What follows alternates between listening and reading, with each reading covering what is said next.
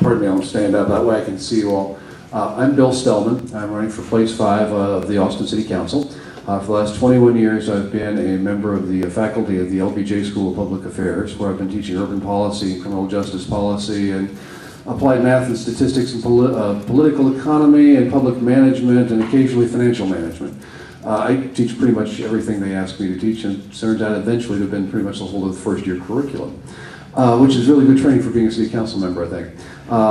Thinking that was true, in 1997 I ran for Austin City Council and was representing you on place 5 in the City Council between 1997 and 2000. I was not able in 2000 to run for re-election. The university needed me for some other stuff, which is thankfully no longer necessary. We trained 14,000 cops all over Texas, but the grant ran out a few years ago and they don't need me to do that anymore. So I'm able to run 9 years late for re-election, which is what I'm doing now.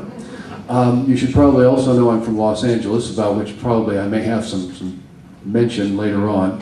I do not want Austin to turn into Los Angeles. I saw what happened to Los Angeles between when I was born and at year 20, when I finally left the place, ran screaming from the room. I do not want Austin to go the same way that Los Angeles has gone, and I think we can devise for ourselves a better way of development, a better means of becoming a productive and a happy city with the highest quality of life in the United States. Do you mind if I continue standing up? Is that okay? Is that a few cameraman? Oh, yes. Okay. He fits. Good. In your response to a question about public safety, you indicated that cooperation between the police and the public is an important component in the ability of the police to respond to increases in violent crime in the neighborhoods. With the impending dilution or even abandonment of APD's Community Liaison Department, what tools do you believe could be employed for the continued improvement in citizen and police relations? In 30 seconds, the most important means of community liaison between the police department and the public is going to be the individual patrol officer and the individual detective, particularly patrol officers. In police departments all over the country, you don't need police liaison units because every patrol officer functions as his or her own community liaison unit. They go to neighborhood meetings, they knock on doors, they ask people questions, they get a sense for what's really going on in the neighborhood because that's part of their job, not just answering calls, not just filling out reports, but actually knocking on doors and talking to people like you and me. And that's really what good patrol work, I think, is all about. You have 1 minute to answer each question if you want. I'm going to try and hit it in 30 seconds. You want 30 seconds? I'll give you 30 seconds. No, we said 1 minute. Did I say 30 seconds? You have a minute for each question. I'll raise that minute, 30 seconds, 45 seconds again. Austin has been allocated $1.7 million in federal stimulus funds through the Justice Assistance Program, grant program, to prevent and control crime and improve the criminal justice system. The funds may be used for a broad range of activities, including to put more officers on the streets, to purchase additional tools and equipment necessary to fight crime, and to fund various programs including drug treatment and enforcement. How do you think these funds could best be used to address Austin's rising crime rates? Well, first, let me mention that program which pulled me away from the Austin City Council in 2000 was a program I began in 1997, which was the Regional Community Policing Institute of Texas. Our job was to train as many police officers all over Texas as we could in the actual practice of community policing. And this was part of the COPS program. The short answer, I think, is that more police officers are a lot less important. More police officers, more and better equipment. Most of the things we usually associate with police departments are a lot less important than what it is those police officers do. And the first thing I would do if I had more money to spend on the police department is on training, to set the Austin police officers up with police officers, police departments elsewhere in the country which have gotten the message as to what it is that police officers are capable of doing in interacting with the community, and learn from places like San Diego where they're doing a very good job of that.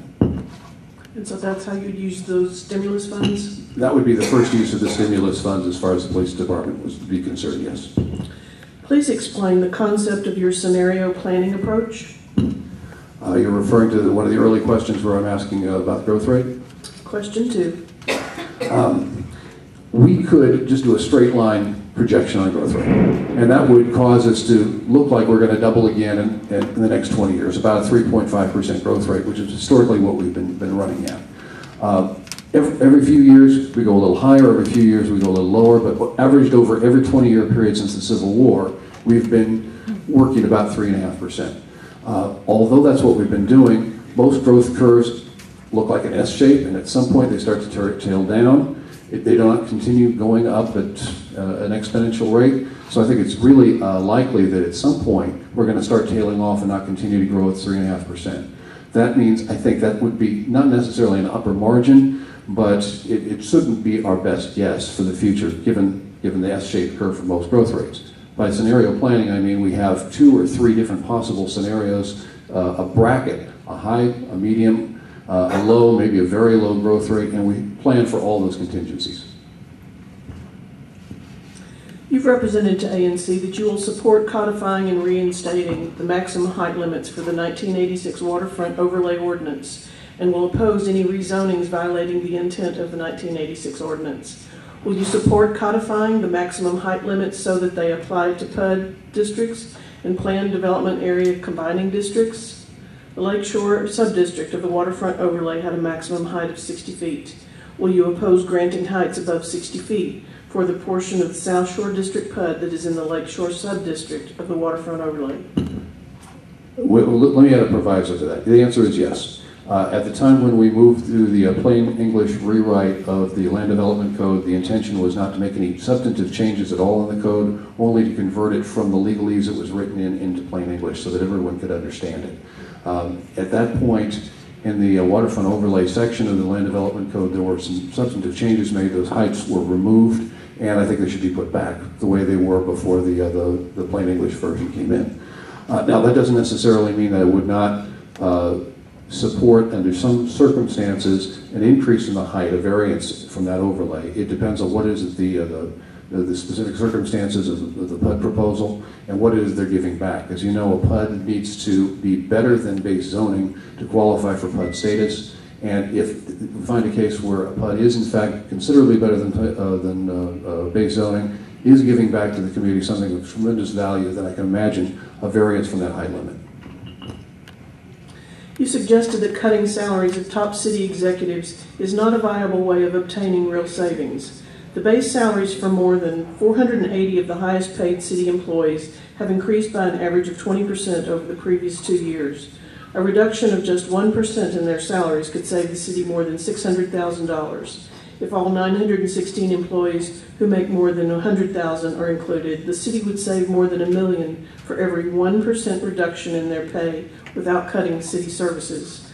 Why do you not consider that to be real savings? I hadn't done the math. That sounds like a lot of money. Great answer. Quick question. Do you believe that the city attorney should report to the city manager or the city council? I could argue it either way. One way or another, however, the city council needs an independent source of legal advice from the city attorney or from the city manager. We need to be able to speak with somebody who is not necessarily the city manager as an attorney. The simplest way to do that would be to have the city attorney elected separately from the city council and not report to the city manager. Alternatively, if we just had access to independent counsel when it was necessary, and to those few circumstances when it was necessary, I think that would accomplish the same objective. Well, if the city attorney reports to the city manager, how would you as a city council member ensure that the city legal does not act in opposition to the will of the elected officials? How do we ensure that the city manager or anyone in the city staff does not act? Well, there's a more basic question here. How do we know what the city staff is up to? How do we know how well the city is doing? And one of the things I'm proposing is that we do what I got the benefit of when I was on the Water and Wastewater Commission for 2 years before I was in the council in '97. And that is we got a monthly update as to what it was, what the status of the water and wastewater utility was. It's okay because this is a multiple question. Keep going. Okay, thanks.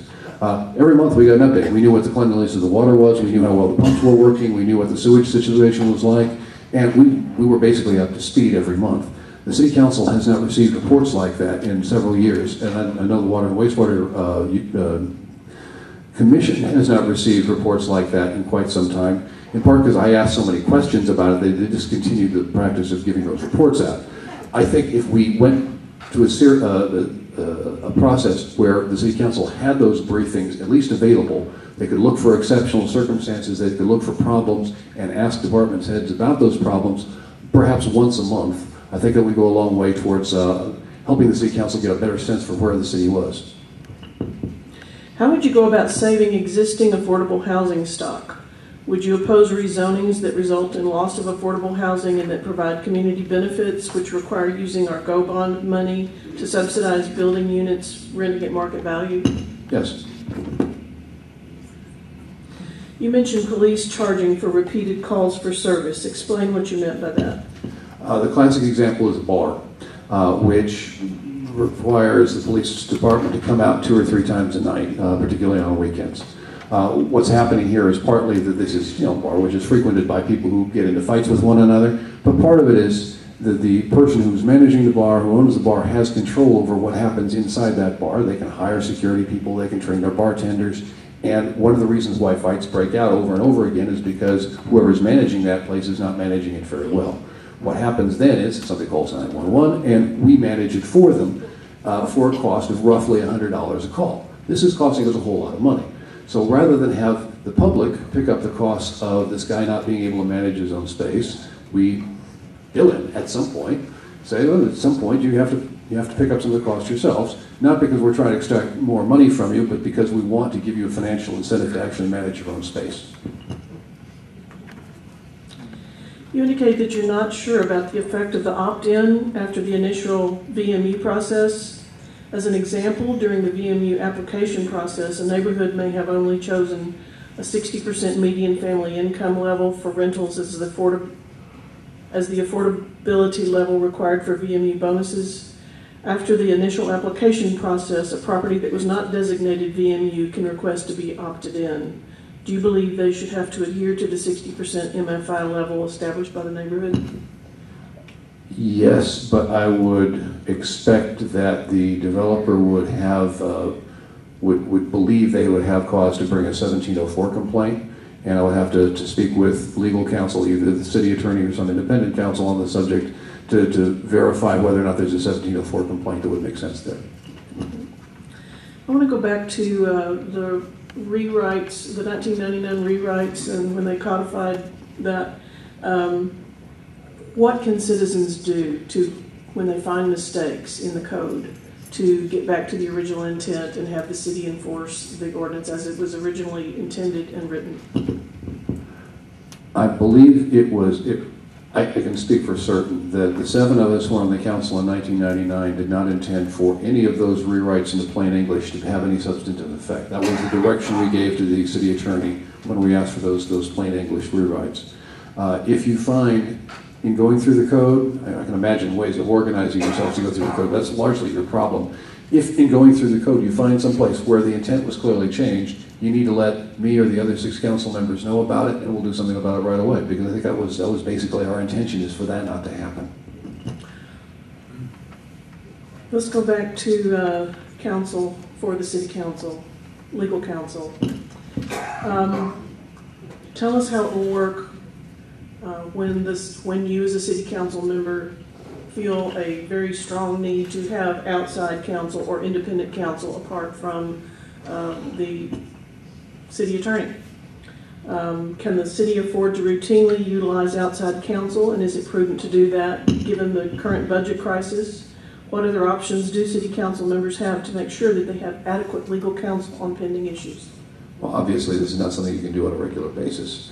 I think first it would be only necessary under circumstances where there's a clear question of legal authority between the city manager and the city council. And I don't remember a single case where that came up in the 3 years I was on the city council, at least not one where I felt the need for a legal opinion.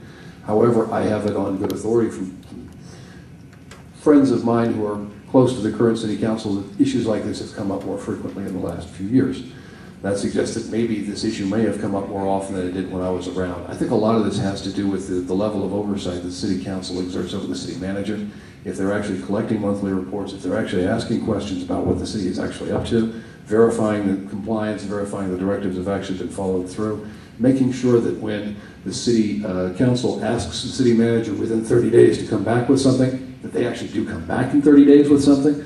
That sort of thing I think would go a long ways towards reducing this who's in charge factor, which gives rise to a need for legal counsel.